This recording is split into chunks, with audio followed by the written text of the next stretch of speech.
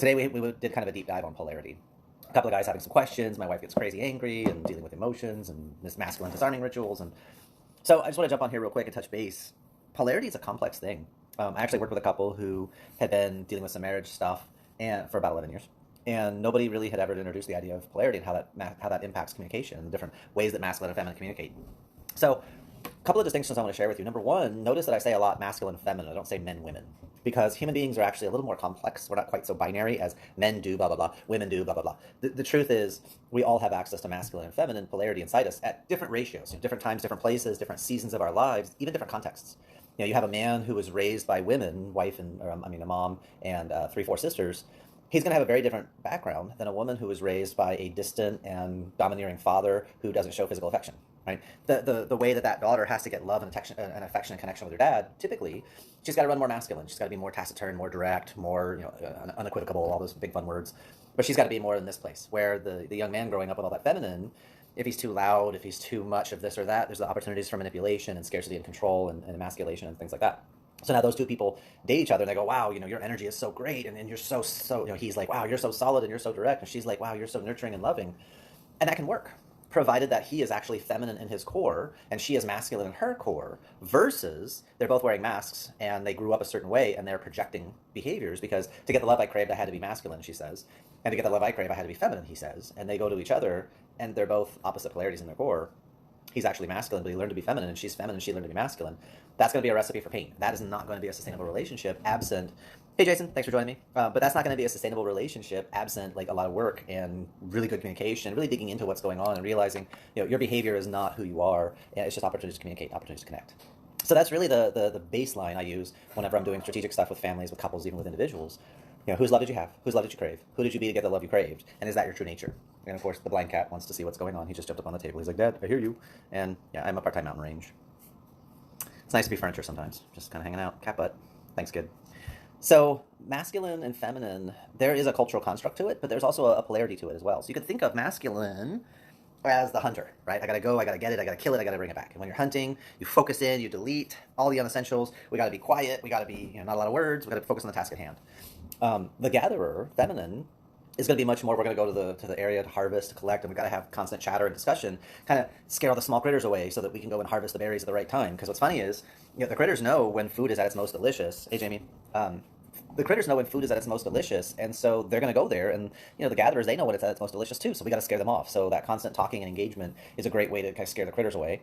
Plus, if we're all talking to each other and somebody hasn't been part of the conversation for a while, let's bring them back in because maybe they got eaten or they wandered off or ate a poison berry and died. We don't know. So the masculine tends to run one pattern. The hunter tends to run one pattern. Feminine tends to run a different pattern. Okay, and it's not either one is right or wrong. Either one is better or worse. It's really when both are strong, both are acknowledged, both are appreciated, everything goes better. Right? If you're a strong masculine person and you can support your feminine, and you have a strong feminine person who can support her masculine, everybody wins. Right? It's when there's a power imbalance, when someone feels the need to take. That's when manipulation shows up. That's when that kind of stuff happens. So you look at feminine and masculine, there's a scarcity version, and then there's an abundance version, right? Feminine in scarcity, inside a man's body or a woman's body, but feminine in scarcity is capricious, is manipulative, is jealous, is petty, gossips, tears things down, criticizes, walls off. That's just what they do because feminine doesn't feel it can go toe-to-toe with masculine strength. So if I can't beat you with strength, then I'm going to go psychological. And so when you have somebody drinking a ton of alcohol, they are manipulating, emasculating, they are criticizing, that tends to be a feminine pattern of scarcity. On the other side, feminine in abundance, flowing and graceful, accommodating, never seems to get stressed or rushed, never seems to be affected by things. It's the queen, right? And she's just glowing and she's influencing. Her existence kind of shifts everybody. If you guys have seen the Pixar movie Brave, everyone's fighting and all the tribes are doing the thing, and the queen just walks through the middle and everyone kind of like, ooh, they bow and they back off, and just her presence, it softens and shifts everything. Feminine is actually stronger than masculine, if we're telling the truth. Now, masculine in scarcity is domineering, is controlling, is loud, is forceful, tries to force things to go a certain way. Masculine in scarcity also labels and diminishes. Rather than experience the full force of nature in front of me, this person's a bitch, they're an asshole, they're a jerk. The labeling, diminishing, and moving off to the side, that's a masculine ritual. Also, guys, just so you know, you ever gotten really angry and you're like frustrated because the thing isn't working and doing the thing, and you throw stuff? That's actually a healthy thing. I know it seems kind of silly, but it's a masculine ritual of disarmament because we're holding on to the implement or the tool. That's a source of power. And we're putting our focus into it, and then we're flinging it away. we're actually disarming ourselves. We're making ourselves vulnerable in front of another person. I'm so angry, I'm so enraged, and I am choosing not to hurt you, not to destroy what's in front of me. I'm putting it into the tool, and I'm throwing the tool away to disassociate, to calm myself down. But for a lot of feminine, when they see the masculine in that place, they go to their scarcity, and you're such a small child. I can't believe you would just, why you gotta throw things? Why can't you just control yourself? Jeez. And that's that energy of judgment. And then that makes the masculine not feel safe, not feel heard or acknowledged. And so then wall off and move back and sketch away, right? And Jenny says, interesting topic. Wow, thank you. I love feedback. And I've been studying this for a long time. I've been living this for a long time. Full disclosure, I was in a dysfunctional relationship for about 5 years. I was living in my feminine, and it didn't work. Imagine that. So, masculine has this ritual of disarmament. Feminine judges that, and judgment is always a problem. Judgment is almost always coming from scarcity, not from abundance. So that masculine in scarcity, control, domination, labeling, withdrawing, walling off, dismissing, I don't care. But masculine in abundance, presence, playful, insightful, wise, you feel safe, you feel heard, you feel acknowledged, you feel supported. When you're in the presence of a masculine in abundance, it literally is the most amazing experience in the world. See, when feminine goes into scarcity, you can think of it like the storm, right? The nature and the crashing. Masculine instability is presence. The real trick is not argue with a woman when she's upset, or argue with a feminine person when they're upset, because you'll lose. They're smarter than you are. What you got to do is connect them back to their heart, because when you do, you connect them back to their heart, they calm down. There's nothing here for you, man. I swear. You ever feel like some people just don't listen? I mean, he's blind, he's not deaf. So Jimmy says, I've caught myself throwing a tool literally rather hurting myself or someone else. Yeah, that's actually a masculine ritual of disarmament. You're controlling yourself. You are limiting, and you're disempowering yourself because that energy state isn't working and it's not productive. And you realize that. And that's masculine's fundamental core, is to protect, to provide, well, procreate, then protect, and then provide. And so when you disarm yourself, you're realizing you're protecting the tribe from you. You're protecting yourself from your emotion. Dude, seriously? I love him, but come on, guy. So now, I mentioned earlier about drinking a lot of alcohol. That's somebody disconnected from feminine. And alcohol is very feminizing. It allows a feeling of spaciousness, a feeling of openness, a level of decompression. So a lot of times we get into conflict with people, especially our intimate relationship. The conflict is less about who's right and more about what polarity is speaking, and then are we in abundance or are we in scarcity? And so as you get clarity on that, you begin to appreciate what's going on with the other person. You can get curious, right? Feminine and scarcity will say or do whatever it takes to get you to feel the same way. So they'll say stuff they know is not true intellectually, but they feel it. And feminine loyalty is to feelings first. Masculine loyalty is to understanding first. You'll hear a masculine person say, well, I don't care how you feel. You made a promise, you got to do it. That's masculine. Feminine, yeah, I said that, but I didn't mean it. But in the moment it was said, it was real. Because feminine honors this first. Feminine loyalty is to the heart. Masculine loyalty is to the mind. And that's why, again, it's not men do this, women do that. Human beings are more complex. And so when you realize your partner is saying stuff, doing stuff that you know is out of character, you know it's not true, you know it's not right, and then you start trying to argue your point of view, you're arguing your perspective.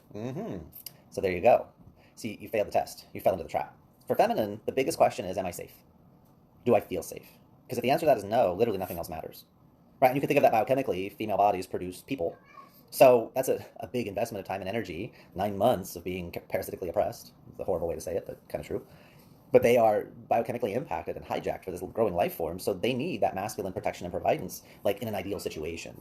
So there's the opportunity. If I don't feel safe, my life is in danger, my baby's life is in danger, and that's biological imperative, deeper instinct. So masculine, if you're smart, realize when feminine is saying stuff, doing stuff to get you to feel a certain way, that is an invitation to connect, not argue. You're saying these things, doing these things to make me feel a certain way. That's a wake-up call for me to engage. That's a wake-up call for me to say, is this a loving response or is this a cry for help? Because if it's not a loving response, it's a cry for help. And it could even just be a whimper of help if it's kind of like, they're disassociated, they're neutral, they're just kind of non-committal. It's like, oh, that makes sense to me now. So that begins to give you a different context to this relationship, right? My wife and I talk all the time. Do I want to be right or do I want to be in love? And sometimes when you put the ship in front, masculine, you put the structure in front, you win the argument, but you lost the connection, you're hurting the relation, you're sacrificing the connection to be right. Was it worth it? Because that's masculine. I'm living my principles, and I'm true, and what I say is what I mean, and my word is my bond, and you're being a jerk and enjoy sleeping on the couch. Is that really where you want to be? I'm not saying lie. I'm not saying, be disingenuous. I'm not saying any of that stuff. What I'm saying is it more important to you to be right, or is it more important to connect? Because when you connect and you understand, it's what I call the 6 golden tickets, right? Help your partner, help yourself, help your kids to be seen, heard, felt, understood, appreciated, then supported. You've got to have these 5, then you can do support. If you try to support someone without these 5 in place, think about someone trying to support you who doesn't understand you, who's not hearing you. Do you receive that support as support, or do you receive it as judgment? Do you receive it as they know more than you, they're better than you, they're above you? So see, hear, feel, understand, appreciate, then you can do the support piece. You've got to go through that sequence. And if you don't feel seen, heard, felt, understood, appreciated, what a great awareness, new key, opens new door, what a new way to engage conversation. Say, hold on a second, I love you and I don't feel like I'm being seen. But before I worry about that, let me make sure I'm seeing you. Let me make sure I'm hearing you. Right? And this is the John Maxwell or Stephen Covey give to receive, right? Right? Seek to understand before being understood, right? I need to hear this today, especially masculine consumes me and hurts the relationship. Yeah, it can, but that's masculine and scarcity. Masculine and abundance, playfulness, presence. Right? I was talking with somebody today about, well, my wife says this stuff to offend me or you're being offensive. I'm like, you can't offend me without my permission, right? No one can have your self-control unless you give it to them. They can't take it. You have to give it. So if somebody is saying something that's hard to hear or you don't like it, if your internal is solid, the external is just information. If your internal is unstable, the external validates, right? So I love my haircut. It's a little bit long right now, but I've had this haircut now like 27, 25, 26 years. I love this haircut. I wish I had it when I was 10. Because I was insecure about how I look. I didn't like myself, a whole bunch of internal baggage. But if I'm nervous about my hair, and then someone on the outside says that's a stupid haircut, oh, internal-external match creates pain. Oh, now I know this is a brilliant haircut. I love it. It's perfect for me. You can never insult my hair. It's impossible. I don't have bad hair days. I have same hair days. Thank you, Jason. Yeah, it's as long as you learn to control the internal. You can't be offended if you just refuse to be offended. I can't be insulted unless I just refuse to be insulted. You can try and insult me, but I refuse to receive it that way, and now your words just make you look silly. Go, wow, that's a really harsh opinion. Sorry you're going through what you're going through, and you feel the need to throw it at me. All of a sudden, they look and feel kind of stupid because I didn't respond. So today in the relationship call, we talked through some different examples of that polarity and realizing, I mean, you got a powerful feminine person in your life. It's amazing because they see your full potential and they see you not living your potential. They're going to try and do things and say things to help you grow. The problem is if they're in scarcity doing it, it's criticism, emasculation, it's disempowering. Feminine, give you a secret. If you have masculine in your life and they're not performing, help them score points with you. Give them the opportunity to score points with you. Case in point, feminine says, hey, does that trash can look full? Masculine looks. Masculine knows, haven't pushed it out twice. Yeah, it's fine, looks good. No, trash isn't full, looks fine. Feminine's now upset. He doesn't listen to me. He doesn't care about me. My priorities don't matter to him. Feminine just made a request to have the trash taken out because feminine brought up the awareness of the trash into the masculine consciousness. However, the way it was languaged, does that look full to you? Masculine hears the question, answers the question. No, it's not full. Looks fine. Versus, why is she asking me? What does she want me to do? I think she wants me to take the trash out. I better take the trash out. Ladies, feminine, honey, would you like to score maybe like 100 points with me right this second? Yeah, what I gotta do, babe? Could you come and kill the trash? Because there's a trash monster growing in our corner. I'm on it, babe. Give me like 2 minutes. And then the dude, go and do the thing. And then what happens? He scores points. He gets to be the hero. He gets to rescue. You get your trash taken out. Well, but he lives here too, and I shouldn't have to tell him how to do things, and I shouldn't have to look after him like a child. Do you want to be right, or do you want to get results? I mean, do you want to win? This again, the ship. Well, if they loved me more. It's not about love. It's about bandwidth. Masculine doesn't have as much bandwidth as feminine. So masculine's in a tunnel. Masculine's producing narrow band, delete everything else. Easy way to experience masculine for all of you. Hands on the side of your head, as long as it's safe to do so. But hands on the side of your head, dial it down to about an inch and look around the room. Oh my gosh. That's masculine. But feminine, oh, open up. You see everything.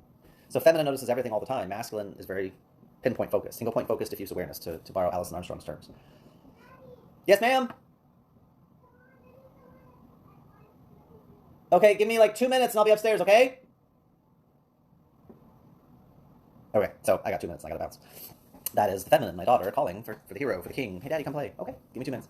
So, that clarity around that feminine requesting, if you love me more, if you cared more, you can play that game, but does that get you your result? And it's not about if you love me more, it's about masculine only has so much bandwidth. So, game him.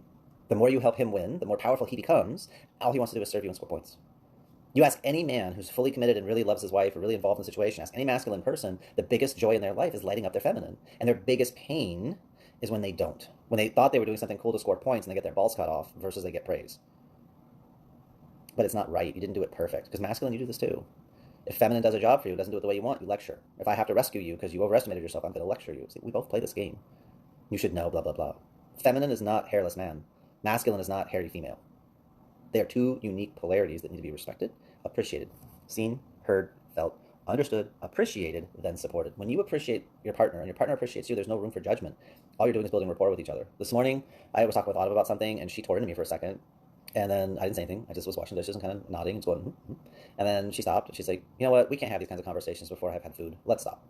I didn't say a word because she and I both have enough love and respect for each other. We both have strong opinions. But we also love and respect each other and are willing to listen.